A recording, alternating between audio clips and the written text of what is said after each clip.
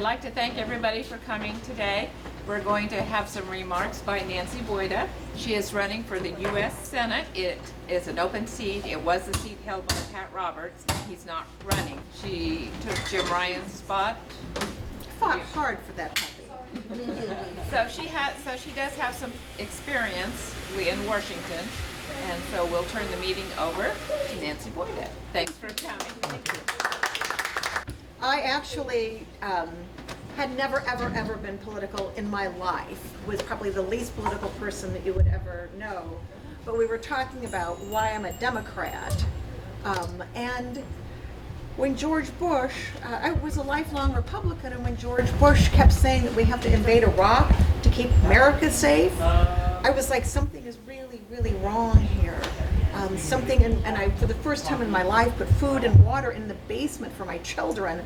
I was so concerned about what we were doing. But the reason that when I became a Democrat, was when he kept saying that the terrorists were from Iraq. And I'm like, but that's not true. And we know it. Why isn't somebody correcting him? We're going into this huge decision that's going to make a huge impact on our country. And we have to at least go in with truthful information. And that's when I just said, I want a team that I can have more faith in what's being said. I haven't said this in the media, but being in the United States Senate has never been on my bucket list. I live on a little farm of 33 acres of just pastoral beauty and peace. But I cannot sit back any longer. It just, something has to be done to get this country back on a right track. And what I'm going to be doing during the campaign is showing Kansans, not talking about it, but showing Kansans what it means to come together across party lines. So during a campaign, you're going to see me reaching out to Republicans, to independents, to libertarians, to everybody, and saying, we can't do this unless we're all in this together.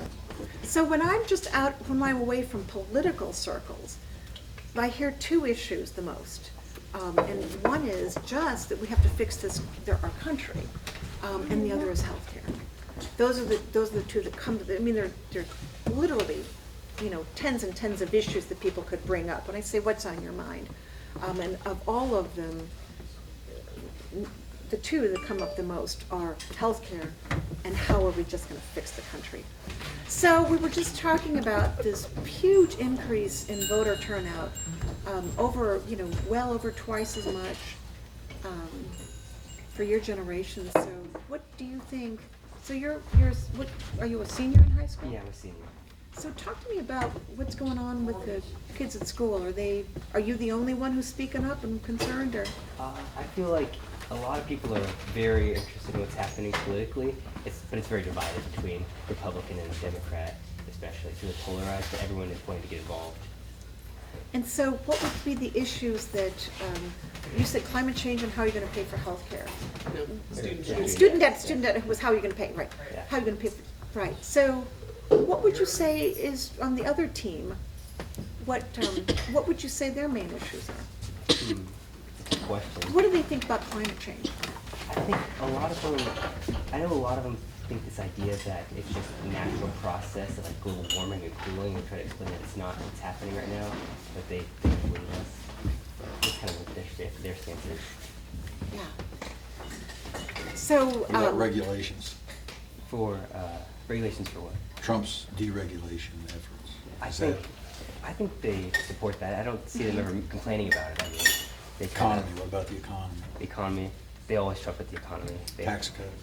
Yeah, they don't. I don't think they really They don't ever argue about a specific point. At least in my school, they just kind of argue about a general "I'm right, you're wrong" kind of attitude.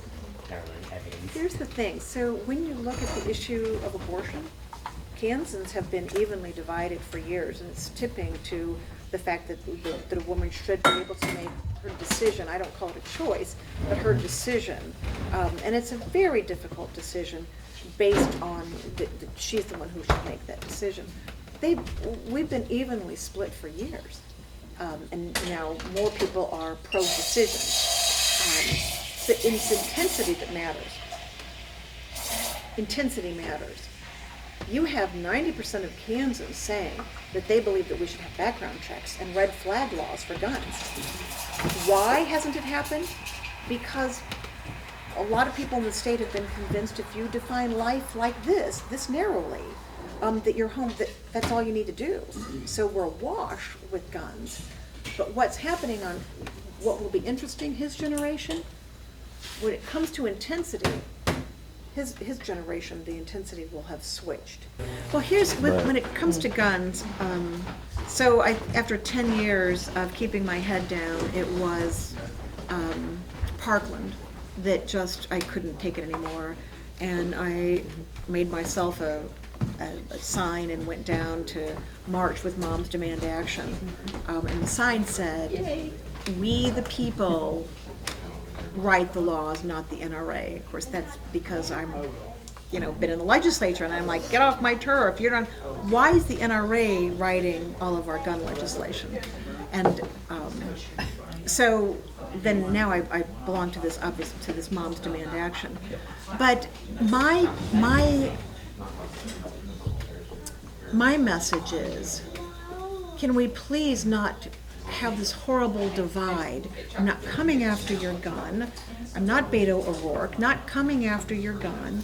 Believe in the Second Amendment. Believe that we should stop selling assault rifles and rifles that, how do you define assault rifle? Whatever has been, a rifle that has been born to use in combat is what I consider an assault rifle. We can figure out the details on that, but we have to have background checks and red flag laws. But what I am begging gun owners, instead of fighting on these things, a bunch of these really good gun owners, these people who own their guns and use them responsibly, keep them safely stored, the people that we want, that's good. Would you please come and help us? We have a huge crisis in this country. We're not the enemy. Would you please come and be part of the solution? We don't have anything right now. The NRA, who clearly has been in bed with Russia, tampering. They are not the Boy Scouts that we used to grow up with. Remember the NRA that used to be? That was all about guns? The NRA, Luke, used to literally be this group that went and taught Boy Scouts about gun safety and about families, and it was this feel-good organization. It had nothing to do with politics. We've lost that. So we need gun owners to have some way to be heard that isn't so political, and that will come in with us and say, we're going to help figure out what we can do to. We don't want our children to be so unsafe. In Heston, Kansas, we had a shooting in a Mennonite community. Don't tell me this can't happen here. And so a lot of times when I talk to moms, I just talked to a mom a few days ago, and I was just, she said, she's so concerned about her kids and going to school. And she said, if one of my kids says, I just don't feel like going to school today, she says, I probably won't send them. What if they get shot that day? And I'm like, oh my gosh, it's just wrong that we have developed this whole nation based on fear. So I think what I would like to focus on is that we have a real gun violence crisis. Okay?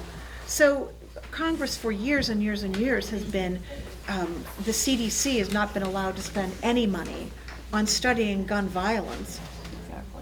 Even though if it were any other thing, I mean, we lose right at 100 people a day die by gun violence each and every day. And they fall into three big categories. One is mass shootings. The biggest one is suicide. You're so much more likely to have a suicide in your family if you have guns. I believe that there are a whole bunch of gun owners in this state who are good people and who have responsible ownership of guns, safe, responsible, and I'm not interested in taking your gun if you're using it safely and responsibly. I'm asking you to please come and help be part of the solution. We don't have to have our country so bitterly divided over this issue either. Certainly, gun owners have to care as much as the rest of us.